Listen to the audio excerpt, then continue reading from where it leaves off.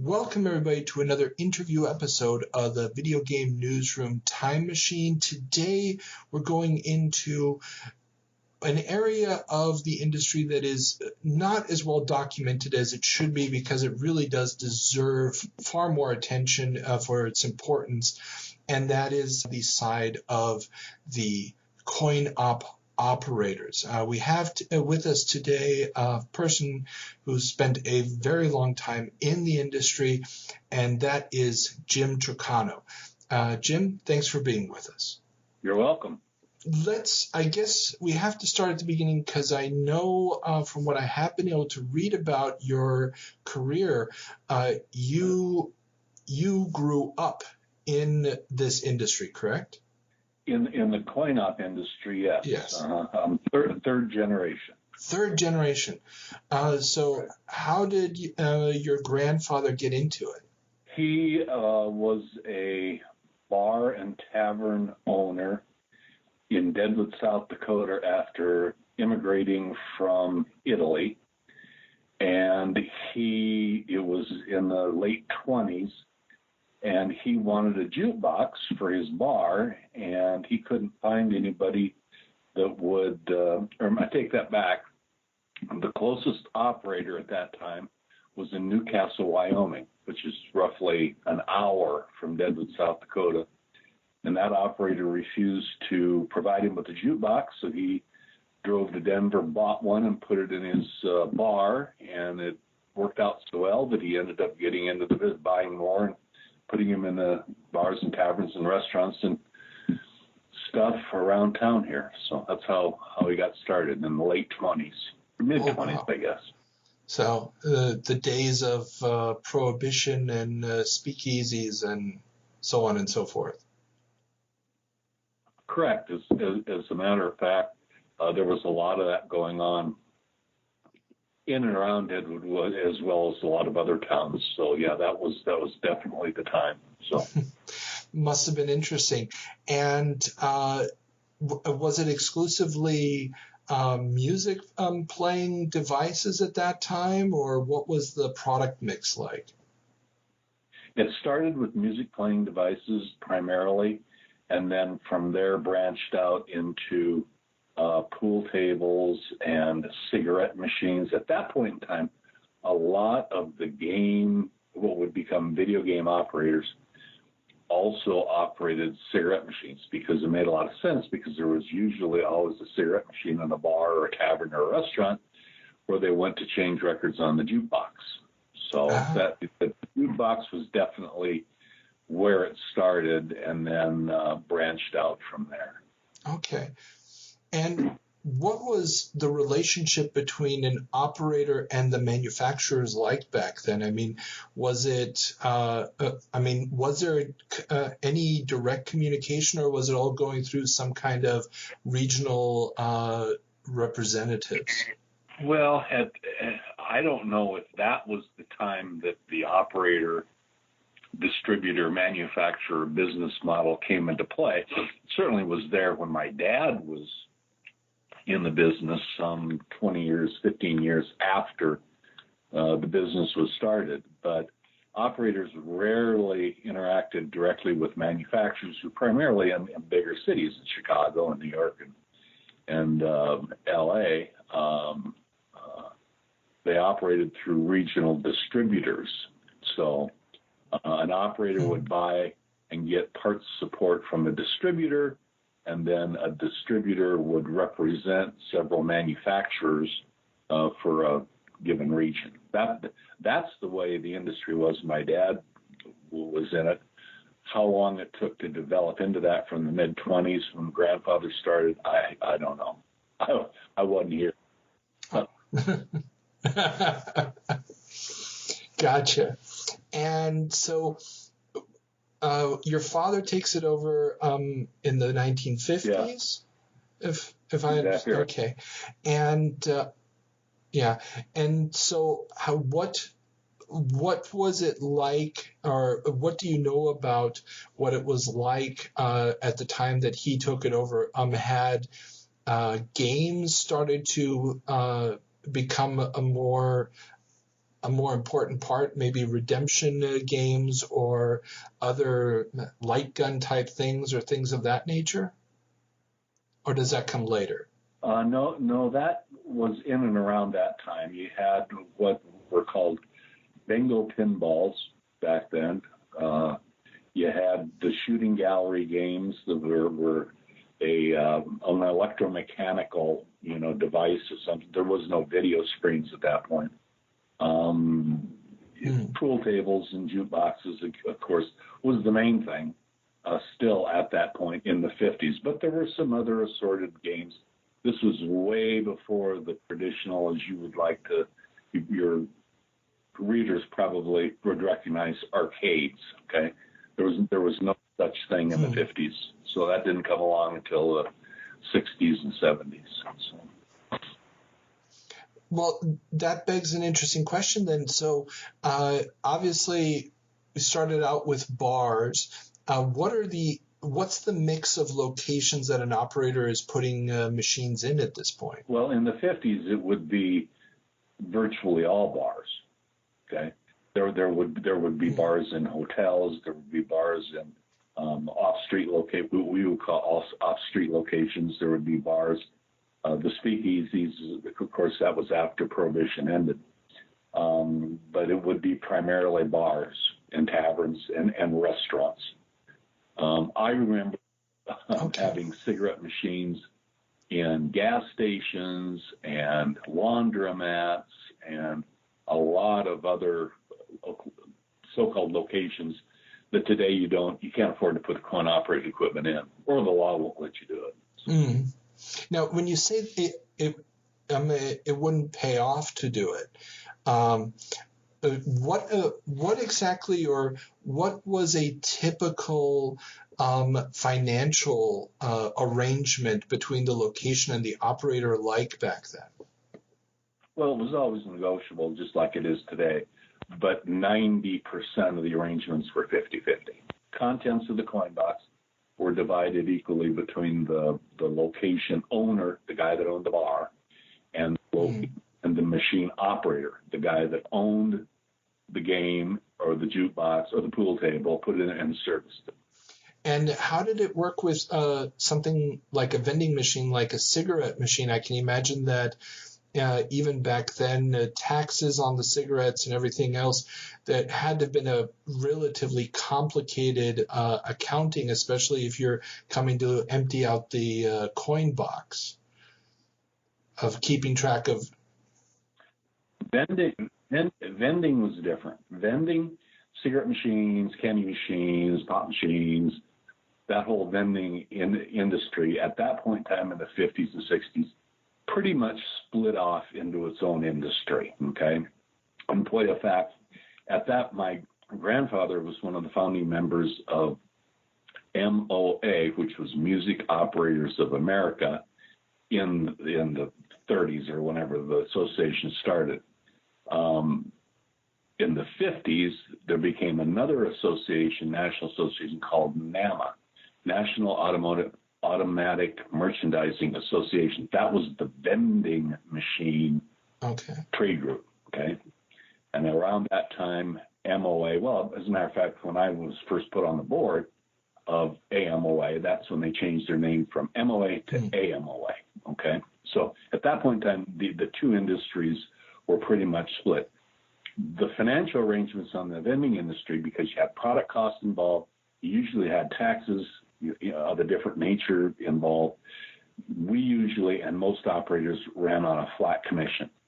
And we would go in and we would fill a cigarette machine, write down how much we put in there, take the coins, dump them in a bag, take them back to the office, count them, and then send the location a check at the first of the month for 5%, 10%, whatever of the receipts were in there.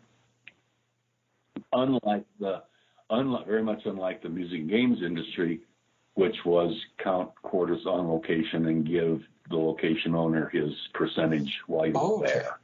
And that must have been a little bit time consuming, I can imagine, then, to do the rounds on those kind of machines. Yeah, we had what we called route men, okay? And what we would do, we had route men and we had service people and we had admin or office personnel. Service people would run around and clear coin jams and fix the machines when they became inoperative, okay? And that became, that part of the industry got turned on its head when I'm sure the people that are listening to this podcast for you are interested in the video game industry. Pac-Man, Asteroids, Donkey Kong, all that kind of stuff, okay? It very much changed the industry at that time. But at first, it was service people, it was route people who would go around and count the coins and give the location their share, and they had routes. You know, we printed up route cards that a guy had 15, 20 stops that he went to on an average day, and that's what he did. That was his job. How often would a machine typically be emptied? I mean, was it a daily thing? No, it was either weekly, bi-weekly, or monthly. And of course, the higher volume locations, you go there once a week. Interesting point of fact that I have forgotten all these years ago. One of the biggest bitches in the video game industry about asteroids, surely your people know about asteroids, right? The game, the coin-op game. Of course. One of the biggest bitches about asteroids was the cash box is too small. The cash box would fill up with quarters and run up through the coin mix and cause an out-of-order condition. So a lot of operators, I'm sure that you'll find people out there that are collecting. Do your people collect some of these? Your people listening to this, do they collect old video games and renovate them and then play them in home use or sell them or whatever? Oh yes. Exactly. There's a huge online community, and some of my listeners are very much active in that. Yes. They're gonna find some asteroids cabinets out there. Games that started out as asteroids. They're gonna have the bottom of the cash box drilled out, and there was a box in the bottom of the cabinet, and they're gonna be wondering what the hell did they do that for? Well, that's what. Another interesting point of fact, several years later, when video games started becoming very, very more expensive, it was the time, and I'll never forget, that prior to that, it was like a quarter play for a video game, okay? Pinballs were different. You had 2 for a quarter, 3 for a quarter, 5 for a quarter, 3 ball, whatever. But with video games, okay, it was quarter play. That's what it was. Asteroids was that way. Pac-Man was that way. But they became more and more expensive as the complexity grew. And when Defender came out, the industry was at the point where, we might have to go to 50 cents a play, okay? So I was operating in one of my dad's regional offices in Wyoming, okay? And I had a pool hall, okay? And had a game room and a pool hall. And so I tried this new game that came out from the manufacturer. It was called Williams Defender. You ever heard of that? Oh, yes. Okay. I put that game in on Fit, and I talked to the proprietor, and we put it in on 50 cents a play. I got a serve. It was on a Monday. I'll never forget. And on a Saturday afternoon, I got a phone call. The machine quit working. So I went down there for a service call. Back then, there was a lot of operators that were one-horse operators, okay? You ran the route. You took the service calls. You schmoozed with the location owners. You were a one-man show, and that's the way this office was for me because it was, a smaller town. So anyway, I go out to this, and I couldn't get the damn front door open with the key. So I got in through the back and stuff, and the machine had filled up with quarters, and again, blocked the coin entry guys and jammed a bunch of quarters in there. Because these were oil field workers, so they're getting out knives and shoving knives down in there and stuff like that, trying to clear this coin jam. But I'll never forget, I bagged all the money and stuck it in another machine. When I went to check out, there was $1,000 in that bag in quarters. And it was the first, last, and only time that I ever saw $1,000 US in a machine for 1 week. Wow. That's them were the days. And we're talking $1980. That's a whole different ballgame than nowadays. Yeah, you could actually pay for some stuff back then. Yeah. Wow. Okay, so, but going back just a moment, so we've got the locations running around. We've got two sets of teams, one that's doing the money, one that's doing the technical stuff. In the pre-video game era, what were the qualifications for these technicians like? I mean, who were the kinds of people that were being hired to do the technical support? Well, back then, vo-tech schools would have rudimentary electronics, electrician courses. There was a couple of, and I forget now the names. There was a big mechanics school in Minneapolis, and there was another in LA, for coin machine. Manufacturers would hold service schools. That was probably the primary source of training, is that if you were a row distributor or operated row AMI jukeboxes, the factory would support their product in the field by sending out service technicians from the factory to hold service schools. And then these service schools would be held typically at a distributor's office or a downtown Holiday Inn convention center or whatever, and they would invite all these budding technicians, to go and sit in there and learn how to fix the equipment. The jukebox manufacturers were really good about that, did it all the time on an ongoing basis. Rowe, Wurlitzer, Seabird, Rockwell. The pinball manufacturers, Williams, Bally, Sega, they were very good about it too, okay? The video games, when they came into play, it was pretty much a video tube and a printed circuit board, and the rest of the stuff was like coin slot and wires and stuff. And so that's when the industry turned from component fixing and replacement, okay, and developed into modular, where we taught our technicians, if the video game doesn't work, if there's no video on the screen, you swap the board, get it running, bring the board back here to the shop, and then we'll send it to the distributor or the factory. So, okay. That's the way the whole service industry developed. So then it must have been before video. It was a fair bit more complicated, to say the least. To say the least, yeah, definitely. Yeah. So was that what part of your overhead was then just the technical support staff before video? It's been so long since I've been in the industry. I sold out the last part of and exited the coin-op industry in 2005. Actually, 2007. Oh, okay. So I've been selling real estate since then, so I honestly don't remember. Oh, okay. No problem. So, at what point do you start getting involved in the family business? When I was about 8 years old, my dad would go to work.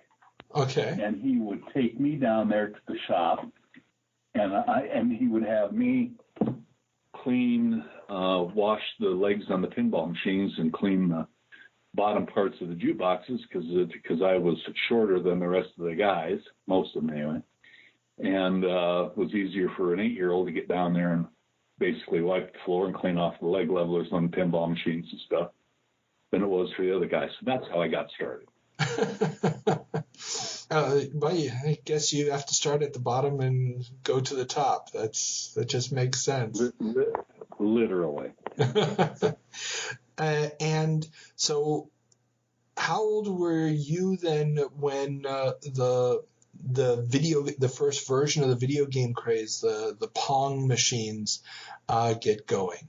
Well, I was born in '54, so my recollection was the first video game that you and I would consider a video game that I ever saw got as an operator was in Wyoming when I was an operator there, the only man in the office. And whatever year Asteroids Upright first came out, that was the year. So, and I remember when I took that Asteroids to a local bar to put it in there. The machine I took out and took to the warehouse and eventually threw in the dump was an original Pong machine, cocktail. Oh, wow. And here's another one for your readers. I'm old enough to have talked to, especially being an associate, volunteer in a trade association, talked to some old time operators that are my dad's generation. Okay, back in the 50s when the switch was made from 78 records to 45 records on the jukeboxes, and people that collect that kind of stuff, they'll remember when that year was in the 40s sometime. Okay, there was literally hundreds of 10-15 Wurlitzers that were taken to the landfill and just run over by a boat because they were no longer useful. Had that not been done, and somebody had gotten a hold of those when they just came off the route, okay, he'd be a multi-millionaire many times over. And now I think you're starting to see the same thing with some of these original video games. You couldn't give a video game away when I got out of the business. I mean, you just couldn't give it away. And now you've got people paying what, $500 to $1,000 for a Pac-Man? That's ridiculous. But that's the way it goes, And that's where the industry's gone. Yeah, that's true. And I mean, arcade games are very much a scarcity nowadays. You see them occasionally at a movie theater or something, but they're rare to say the least, especially the new ones coming out. And there's a reason for that. And the reason was when the first home console came out, okay, and I forget whether it was Nintendo or Activision or whatever it was, okay, whenever that was the beginning of the end of the coin-op video game industry. And at that point, the only because people always play video games or always have. It's just that they switch from playing them in a bar one quarter at a time to sitting there on their butts at home in front of a high definition screen. Yeah. I mean, that's where the industry's gone. And once it went to the home, there was no longer any economic need for coin-op in the bars, taverns, and whatever. That's why you're seeing Dave and Buster's going broke. I mean, that's why to find a video game on location these days, like you say, it's a rarity, and usually it's a very expensive double driver or something like Dance Dance Revolution or something that's more of an interactive thing, because something that you can't do at home, Yeah, that's very true. I mean, those simulator games, or like you said, Dance Dance Revolution or light gun games, those are the only ones that seem to still be able to turn a profit, because they can also charge like $1 or $1.50 a game. Yeah, there's value there, and the public doesn't see any value anymore. And if the public doesn't, the manufacturer, at the time that the industry changed and went to the home, and the things started to tend away from coin-op, okay? I was just coming off as past president of this National Trade Association, okay, that I think I had. You originally, that's probably why you found me, as I was president of AMOA, 1991. Yeah, I ran across an article about you. Yeah. My dad was the president of AMOA. We were the first father-son presidents of that trade association.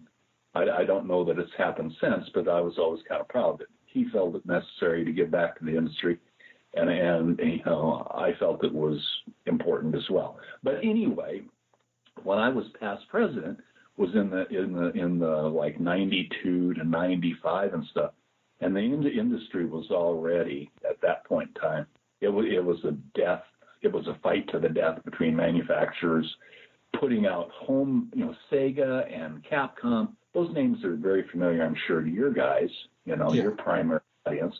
Well, they originally were coin-op, and they went into the home, and it was so much more lucrative to them to sell a $49 game cartridge for a system than it is to put in, millions of dollars into a prototype video game that may or may not, work on location. So Once again, it comes down to the bucks, and the bucks went that way. But our industry fought it tooth and nail, boy. There was a lot of animosity between the manufacturers and the operators at that time because of that. And I do have to ask, because that was a 1990 issue, I believe, of Playmeter magazine, where they did a profile of you as the incoming AMOA president. And in the same issue, there's also big advertisements for Nintendo's Play Choice system, which was basically just an NES that you popped quarters into. And when you talk about this animosity between the home and the arcade, if you're an operator around that time,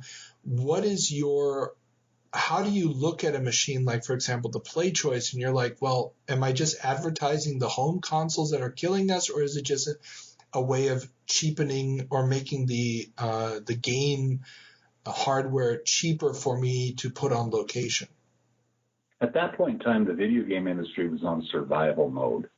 So the Neo Geo and the PlayStation and the conversion kits, I'm sure you know about conversion kits. Yeah. And all that was an interim step to try and get additional product to save the industry, okay, of where you could spend $1,000 for a conversion kit rather than $5,000 for a whole cabinet, which was very limited, because at that point in time, with additional titles coming out, it was just always changing, what you put in and that's why those system games, the Neo Geo and PlayStation, and there were several others of them, made a lot of sense. You go on and change EEPROM. The Trivia Whiz thing, the countertop games, okay? Yeah.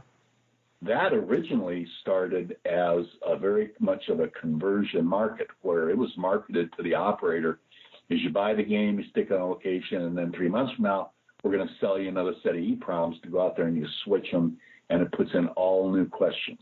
Those were all attempts to try and keep life in the coin-op industry, when now, sitting with perfect hindsight vision, it was over. I'll never forget when the game Rally X came out. I'll never forget it. I put a brand new cocktail table in a pizza joint, and that was even back when I was in Gillette. That was in the 80s. Do you have a reference there when Rally came out? When it was I want to say we're probably talking 82, 83, but if you give me 1 second, I can look it up. Let's see. Or might be even 1980. 1980. The same year as Pac-Man and Defender. Yeah. Well, maybe my memory's screwed up, because Pac-Man Defender, that was still the heyday, Yeah. And Ms. Pac-Man, to this day, in my opinion, was the game that and in addition to being extremely profitable on its own, it opened up the industry to a lot of additional locations, places like restaurants and barbershops and car dealerships and all sorts of locations that would never, ever consider having any kind of coin-operated equipment. They were calling us daily. They wanted it as Pac-Man, So that was the heyday. But I thought it was Rally X, but it might have been another cocktail table, brand new, $4,000 machine. Put in the location. I went back after a week, really excited to see what it did, income-wise. And there was like $30 in there, And I thought, wow. We're screwed, because you can't pay for on a 50-50 deal. You can't pay for a $4,000 cocktail table with $30 a week. So No. And would this have been around the time of the I believe it's the '84 crash in the arcade business? So the original home consoles had their crash after the Christmas of '83, and then from what I've been able to read, there was a bit of a crash in the arcade business in '84. And I'm not sure if that was nationwide or if it was isolated. Pretty much. Well, certainly in the Midwest, which is where I was born, right? But prior to 85, my dad died in 84. So prior to 85, every little town in our operating area had at least one arcade, okay?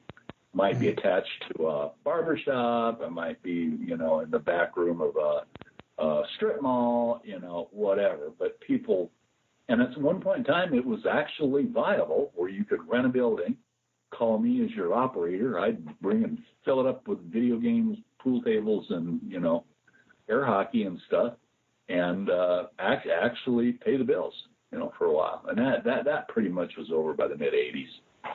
And then by the 90s, when I was in Fargo, North Dakota, as an operator, the company that I went to work for and became president of was operating arcades, mall arcades, which were a different deal. They were definitely a step up from your, just everyday arcade, off-street arcade. Okay, they pretty much were on their last legs when I left there in 05. So. Now, what from a business standpoint, what were the differences? What were the different advantages and challenges of a mall arcade as opposed to an on-site arcade? Traffic. Okay. You had a lot of traffic in malls at that time. Okay, a lot. They were your primary points of reference for high school kids and stuff to go, hang out with their friends and that kind of thing. The best arcade we ever had was situated right next to, every mall at that time had a movie theater. Okay, that's just, that was part of their mix. They had anchors on each end, and then they had a movie theater somewhere in the middle, and it even was usually located next to an exterior entrance because they would have different hours that would be open Thanksgiving, let's say, to show movies and kind of stuff.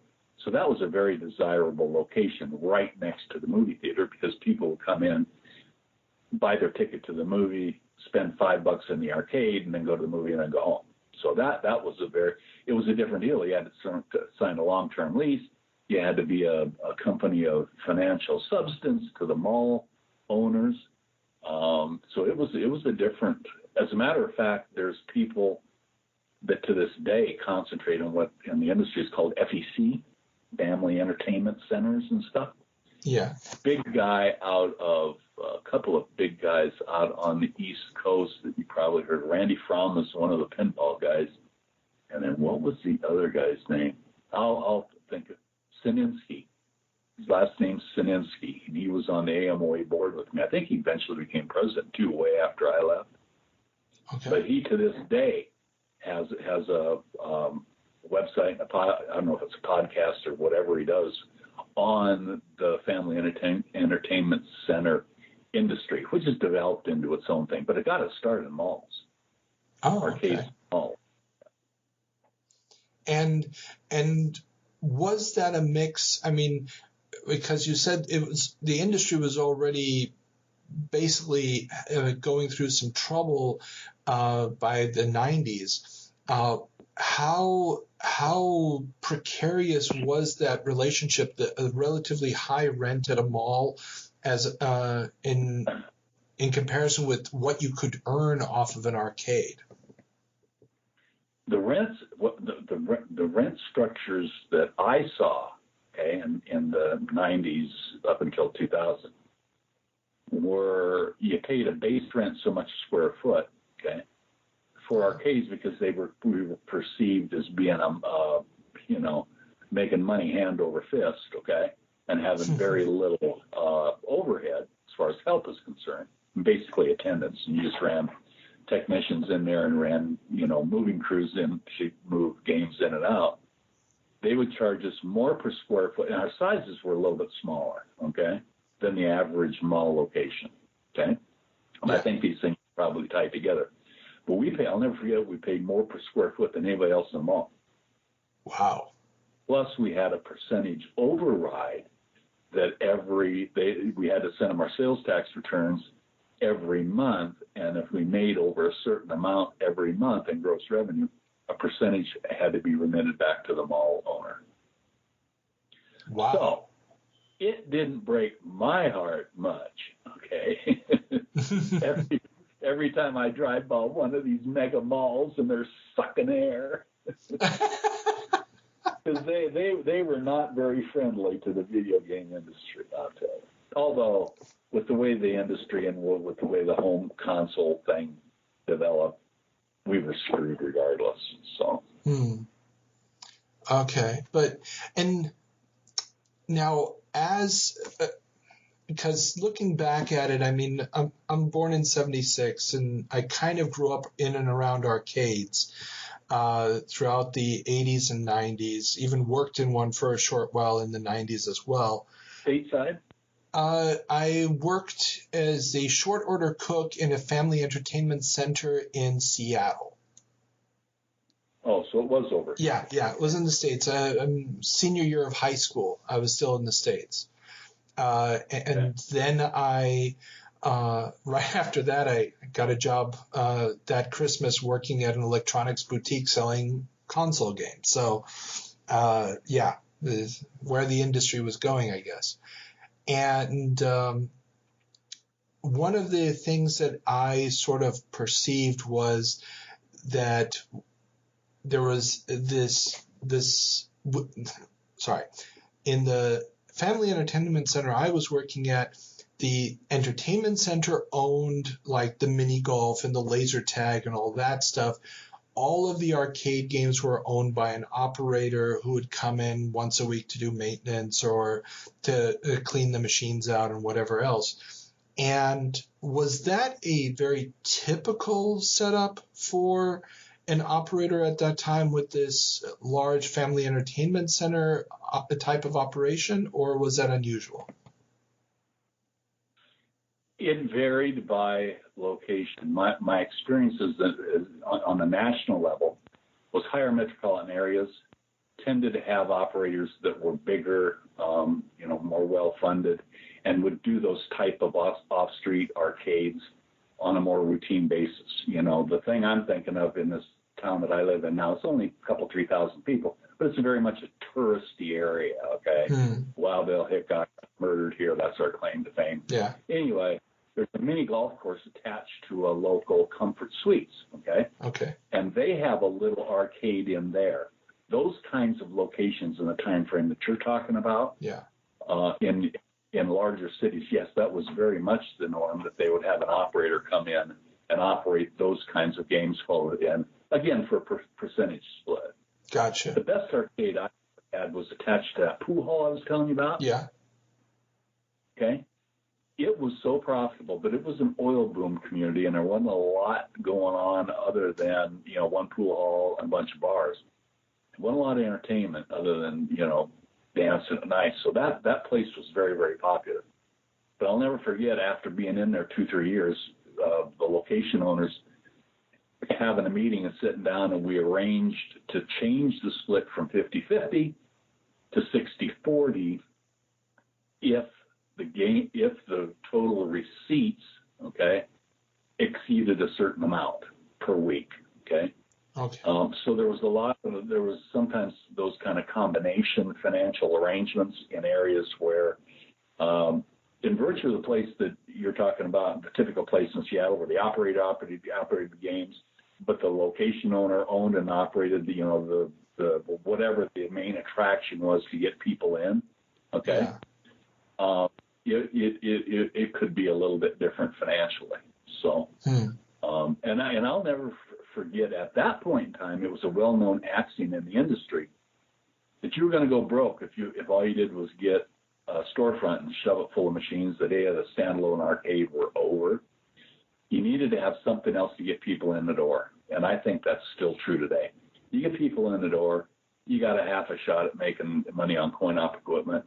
If you can't get them, if you don't have food or entertainment of another sort or whatever to get them in the door, they ain't coming, and you're not going to make it. So, interesting. But that was definitely a type of location that a lot of us operated back then.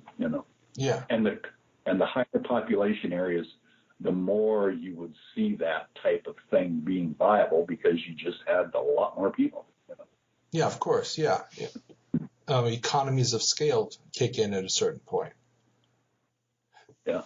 Okay, and so you touched on it already with the upgrade kits and the standard hardware that you could just switch the EPROMs out of and so forth.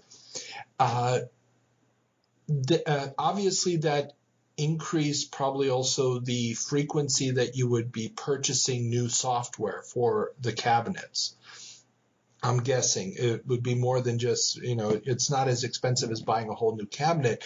What was the process like for an operator when they were making a decision on what games to buy? How did that work? Was it just a gut feeling, or how did it work? Well, typically the distributors would get samples of these conversion kits. You're talking primarily the kit industry now. Yeah. You get examples of these conversion kits, and they would have test operators where they would send one to on either a free or on a reduced basis or whatever. And in return for getting that, the operator would send back earnings reports to the distributor and therefore to the manufacturer. And that was a pretty accurate way. I remember I was a test operator for a distributor or for a manufacturer that my dad had a distributorship for, Bally. I don't know if you ever heard of Bally pinball, but I would get pinball machines on a test basis 6-8 weeks before they were released to the general public, and I put them on location, and I had to fill out this form every week, and that kind of thing was there so that the manufacturers could get from the field exactly what they were doing in relation to other games out there. And I think that they based their production numbers on that kind of information. So there was a lot of that in the field kind of testing stuff going on. I don't know what they do with video games these days to figure out whether it's a viable title. What do they do? Do they test them? Or? That's an excellent question. I'm only aware really of one U.S. manufacturer left, and that's a company called Raw Thrills, which is actually run by the guy who created Defender. The old I'm blanking on his name right now. But the guy who designed Defender, he's now he started his own company, and he's still making these arcade games. And in Japan, it's still fairly big, so you still get stuff from Sega and Namco coming out as arcade cabinets, but it's a trickle as opposed to a flood. Interesting. But I don't know. That would be an excellent question. I have no idea how they do it. But it does answer a question I did have, which was going to be about how those numbers came about, because I keep reading in the old in the old trade magazines about, location testing showed, and I wasn't sure if the manufacturers just own their own operating routes, or they had their own arcades where they did it. But this makes a lot more sense to actually use existing operators for that kind of test location data. It's an interesting point at that point in time that you're talking about, when mall arcades were big. And if you recall, one of the biggest chains in the States was called the Aladdin's Castle, okay? And it was owned by Bally at one point in time, the manufacturer. Okay. They were the only ones out there, manufacturers, that, to my knowledge, and I had a pretty good national view because at that point in time I was still involved in the National Trade Association. There were very few manufacturers that were duking it out with operators on the street. Okay. I don't know of any instance other than Bally buying the established Aladdin's Castle. And I remember being a Bally distributor myself at that time, in addition to being an operator. And I asked my factory representative, I said, would Bally ever consider buying a route and, going into the route business? Because manufacturer would have a tremendous advantage, the thought went, if they manufacture, vertical integration and all that kind of stuff. And he said, you don't have to worry about any manufacturer ever getting involved in the street. I said, well, why not? And he said, because we don't take service calls at 11 o'clock at night. So there was a perceived threat there, but from my standpoint, it never happened. Manufacturers dealt pretty much exclusively through distributors, and operators dealt pretty much exclusively through distributors. So. Gotcha. Well, and okay, this begs another question then, because there were a couple of manufacturers that had their own chain of mall arcades. I mean, Atari had one, then they sold it off to Namco. I can't remember. I think Sega had one for a brief while. Were the mall arcades seen as competition to the operator routes? Not really. I mean, a lot of operators, myself included, we had arcades in enclosed malls. I take that back. It was kind of a competitive thing, but it was a competitive thing at that level. Not only with distributors who would run arcade malls or manufacturers if they did, the national chains like you're talking about, or another operator, It was very, very early on. It was very valuable real estate, and they usually only allowed one arcade in a mall. So if you got, and I think that's tied to the fact that the mall owners thought that they could charge us higher rents than they did for anybody else. So. Gotcha. Okay. Now, getting back to the fact you were a Bally distributor for a while. Now, what was the business model of the distributor, and how did that mesh with being an operator? The distributor represented usually one or two manufacturers in a given genre, product type. So you would typically be, like I was a Row AMI distributor for jukeboxes, okay? I was a U.S. Billiards and Dynamo distributor for pool tables, okay? Later on, Valley as well, which is still a viable company. And on the video games, one manufacturer for pinball, I was Bally distributor, okay? And on the video game side, it was kind of a catch-as-catch can. Everybody could be an Atari distributor. Everybody could be a Capcom distributor. Midway, Williams, back when they were, doing the video games thing. So that's typically how that happened. And then as a distributor, you just needed to make damn sure that you didn't go out and try and operate in another operator's service territory or perceived service territory, or you quit buying stuff from you, so. Gotcha. So you would be operating in territory A, but distributing in territory B, basically. Well, you would be, but territory B would include A. You would certainly. One of the perceived values of being a distributor, if you're just an operator and you're big enough to become a distributor as well, is your laid-in cost was less, on the equipment. So. And that's why the perceived threat out there by the operator was you didn't step on anybody's toes, or because you had kind of an unfair advantage. So. Gotcha. And what was the distributorship like? I mean, were you basically just taking orders that would then get shipped to the factory, or were you actually purchasing an inventory of games to resell to operators? No, we had quotas with most of the major manufacturers that we had to push in order to keep the distributorship. So they would have a quota. Let's say Row MI had quota of 12 jukeboxes a month or whatever. So there was pressure there to go out and sell the stuff for the manufacturers, definitely. Okay. And then I guess, and you mentioned a little bit at the beginning when you threw out an old Pong machine.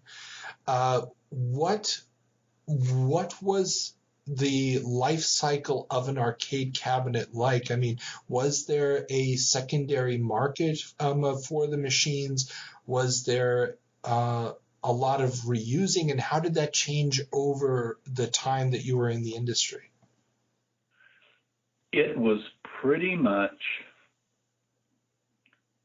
when the cabinet became and the game became location time sensitive weary, as we called it. Okay, been on location a long time. 2 years after Asteroids was out, or whenever the bloom was off the rose kind of thing, everybody else in the industry was in the same boat. There was absolutely no secondary market. That's why a lot of those original arcade games went to the dump. I can remember seeing warehouse after warehouse after warehouse of cabinets and machines that came in off the route. And those that weren't converted, eventually got thrown away. I mean, you occasionally read about on some of these space script groups that I kind of monitor and stuff. Somebody will find a warehouse where all these, 30 or 40 arcade games have been stacked like wood, firewood for the last 25 years, and it's a huge find, and they get a redo it. But that was very much the exception. Most of that shit went to the dump, and it was because it was useless for everybody at the same time. Now, the conversion kit market changed that a little bit because that gave a little bit of additional life, to the cabinet, because you're just changing the header, the overlays, and the boards. Hopefully there wasn't a lot of burn-in on the monitor, so you could continue to use the monitor. But a lot of times you had to change the monitor too. So whether that was smart use, and there was even a time when manufacturers would offer a game both as, I think Universal was one of those manufacturers. Are they still a company, Universal, in the video game? Universal, I believe that they still exist, but not as a games company anymore. They were already, I believe, originally an offshoot of something else, but I could be wrong there. That name just pops up into my head as one of those companies that would offer the game as a dedicated cabinet, but also as a conversion kit. So they wouldn't force you to buy the wood that you had hundreds of cabinets sitting in the warehouse, That's part of where that conversion market went, was to create. And I know there's people out there dealing with that today, because I read about it on these arcade game Facebook groups, and they're saying, I wonder what the hell that operator converted this thing to, or what it was before it was. Well, that's why we did it, is because it was a matter of economic survival. It didn't work, but it delayed the inevitable for several years. So. Now, going into the 90s, as graphics and everything got better on the games, you start to there seems to have been a lull going into the 90s in the industry, especially with the NES rising and so forth.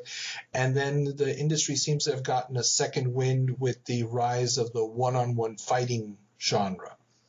Sort of the Street Fighter 2s and all the Neo Geo fighting games and the Mortal Kombats and so forth.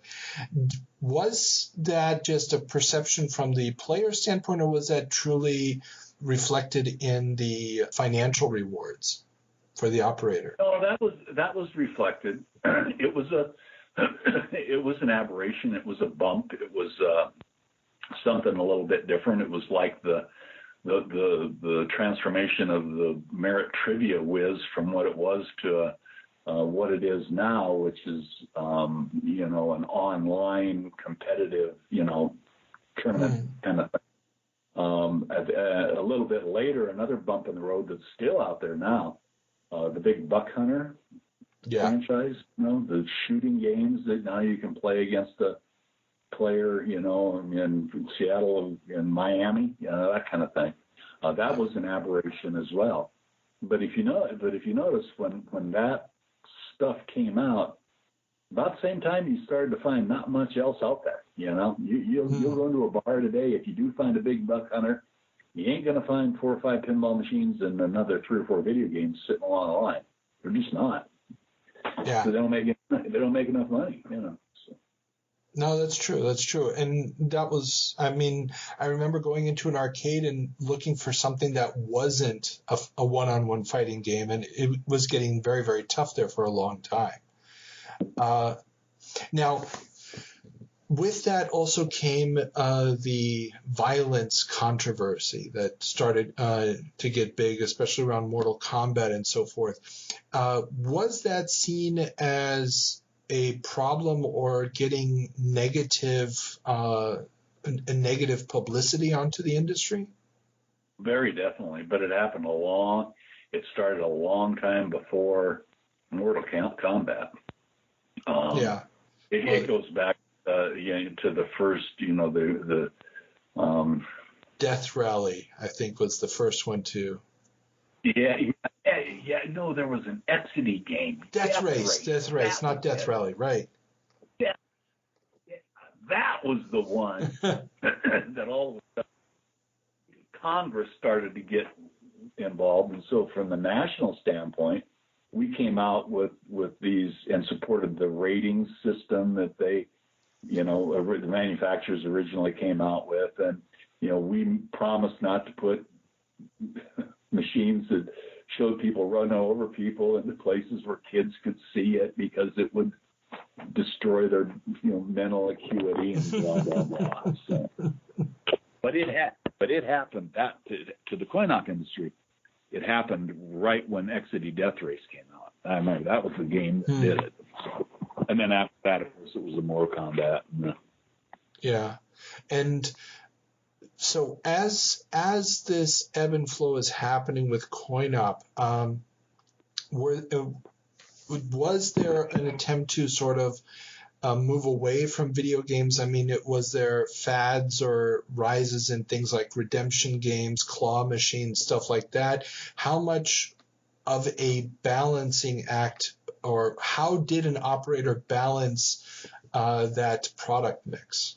Every operator was a little bit different. The claw machines that you're talking about, redemption machines, that kind of fits into its own little industry because you got product there. You got little stuffed toys and stuff that you're giving away. Very much unlike the coin-op industry where you've got just a video game there or a pinball machine and all you're selling is entertainment. So did that develop into operators that would only do one thing or the other, or? Yeah, there were some operators that very definitely did do just claw machines, redemption games. There were some operators that just did. I'll never forget another AMOA president that came along after me from Utah. He made the brilliant decision and he's a big operator all the way through the Salt Lake Valley, up and down, thousands of locations and machines and stuff. And he made the decision to make a major stake, and he bought a national pay telephone route. So he branched into pay telephones right at the time, right before cell phones came out. Ooh. So that wasn't a real brilliant move, but, I'm not being critical because we all made not so brilliant moves back then, it's just the nature of business. Even your best manufacturer today occasionally come out with a dud game, right? Going into the later half of the 90s, and we've already mentioned this a little bit, how the games started to become more elaborate as far as the hardware, trying to offer something you couldn't do at the home. Just thinking back, not even into the late 90s, but early 90s, you got things like the big Afterburner cabinets or Galaxy Force cabinet, and these big hydraulic machines and so forth. If you were an operator at that time, what is the investment in a machine like this like? What is the strategy for the use of the machine, and how do you balance that out? Well, the big drivers, which was the first thing that coin-op saw, the San Fransisco Rush was a big one. They sold them either single or double. There's a lot of those driving games out there that was the beginning of that part of it. And they were so much more expensive that if you put it into an off-street location like a bar or tavern, most operators would get a certain number of dollars off the top before they did the split. Of course, the reason you saw them most often in arcades is because the arcade owner kept all the money. You had to pay rent and stuff, but he kept all the money. So there was a definite financial schism there that didn't exist before, and it was because the price of the machine went from $3,000 and $4,000 to 10 or 12. That's huge. And did that reintroduce? Especially ones with hydraulics and things like that in them. Did that reintroduce the additional maintenance costs of the machine that disappeared with the move to video? Yeah. Yeah, the more mechanical things you have, like the pinball machines, were always more labor intensive. A lot more service costs associated with that than a video game, which basically is a monitor, a board, and a coin switch. So. Gotcha. Yeah, there was a definite difference, and that, quite frankly, was one of the reasons why pinball machines fell out of favor. They fell out of favor pretty much at the same time the video games, came on strong. The Asteroids, the Defenders, that first Ms. Pac-Man, pole position, that kind of thing. Because they were about the same price, relatively, but there was a lot less service involved. Yeah, gotcha. And what was how did the change in the viable or financially viable lifespan of games evolve? Because just from my own memory, I remember games switching out very, very frequently at supermarkets and even in arcades. What was the calculus on something like this, the return on the original investment, and how quickly you made the decision, okay, now I've got to switch it out? Well, every operator had their own, rule of thumb, okay? The theory was that you would go in when you got a new game and you would take out the game that had the least amount of income in it, okay? That's what you were supposed to do. Most of us did. A lot of operators would, switch good game for good game to give more locations good game, the higher earning, more recent games. The joke in the coin-op industry is we're in the moving business. Because that's with video games and pinball machines, that's what you did. You moved them from location to location. And quite frankly, that's the reason why economically it makes much more sense to be an operator than it does and operate machines in somebody else's location than it is to be a location owner and own your own. Because if you own your own, what are you going to do with it when people stop playing it? There's no market for it. So, Gotcha. Or very little market.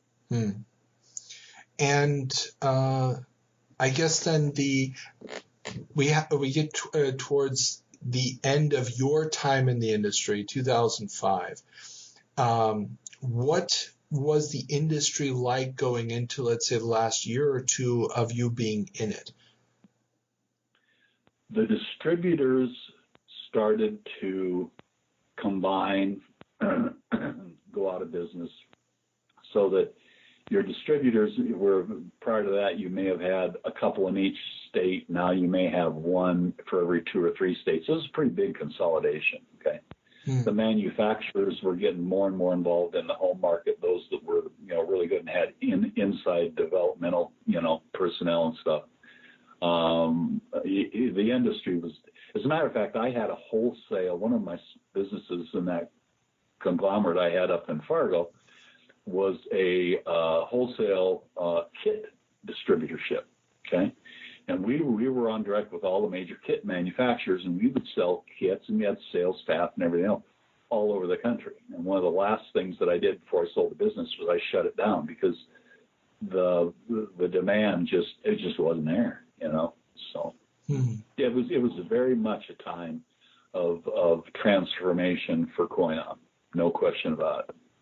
At one, I never forget that we had a separate convention every year, usually in Chicago.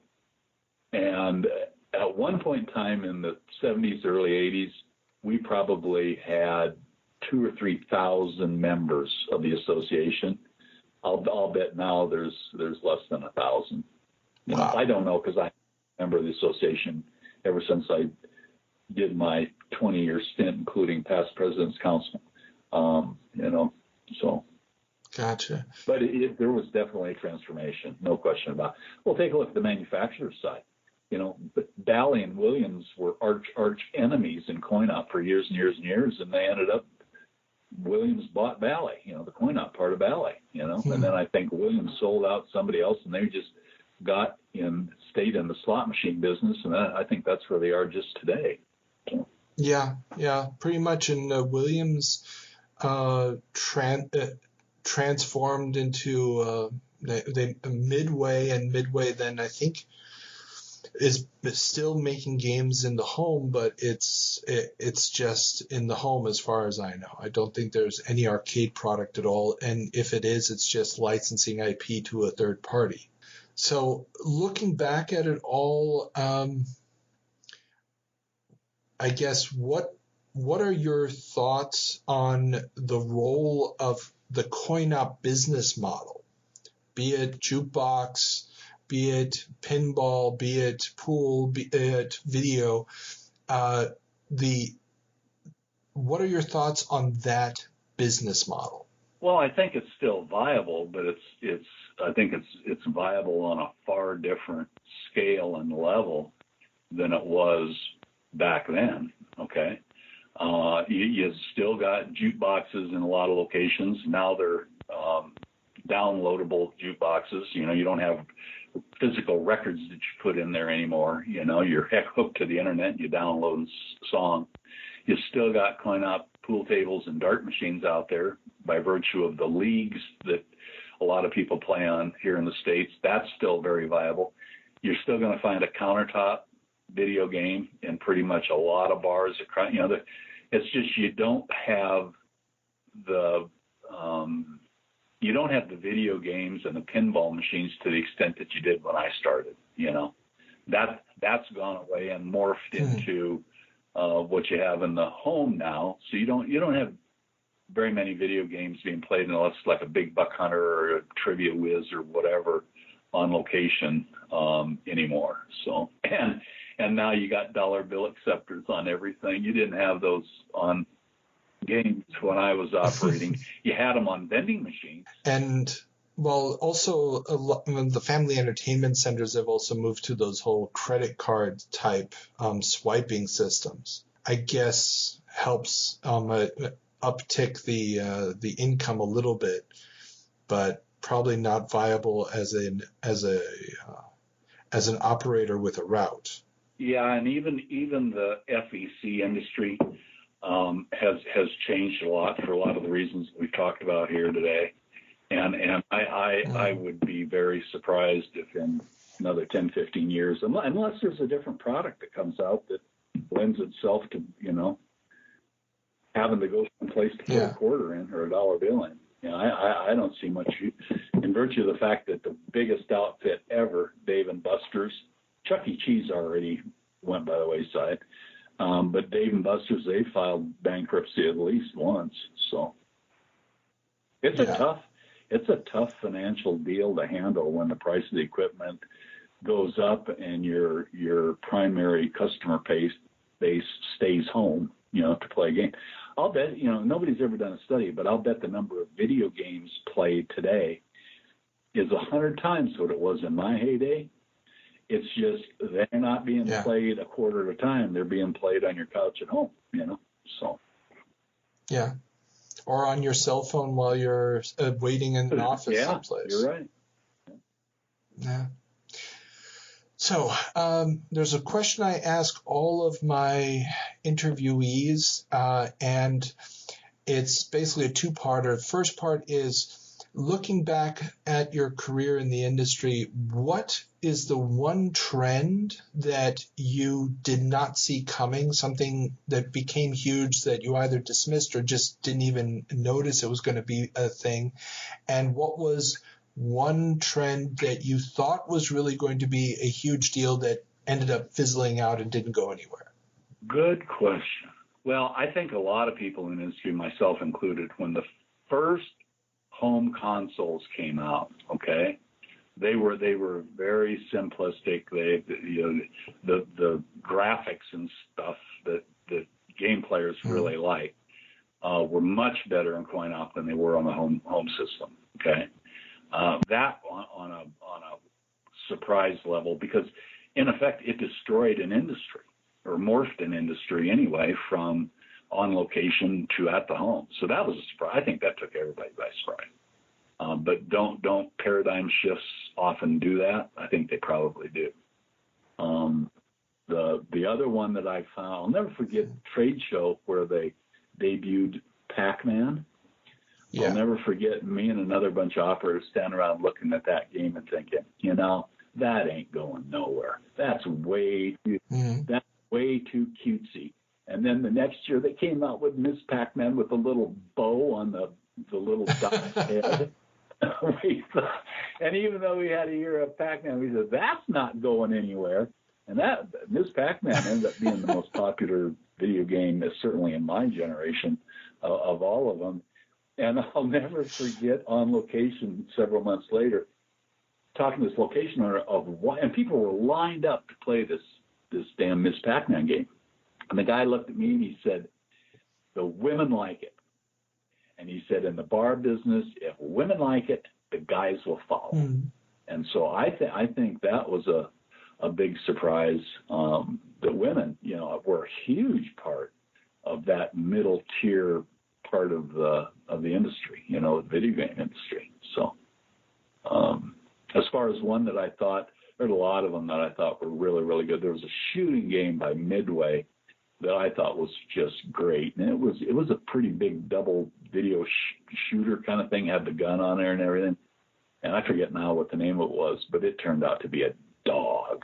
So I was surprised on that one too. I thought, and as a distributor, I bought more than my fair share of them based on my initial reaction. That's usually a bad way to buy inventory. So, okay, Jim, thank you so very much for giving me your time.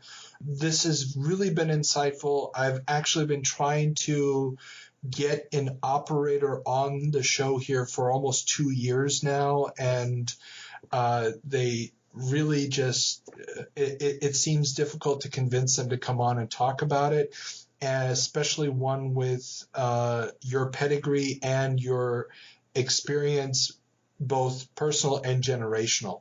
So thank you very, very much. Are there any final thoughts you'd like to leave our listeners with?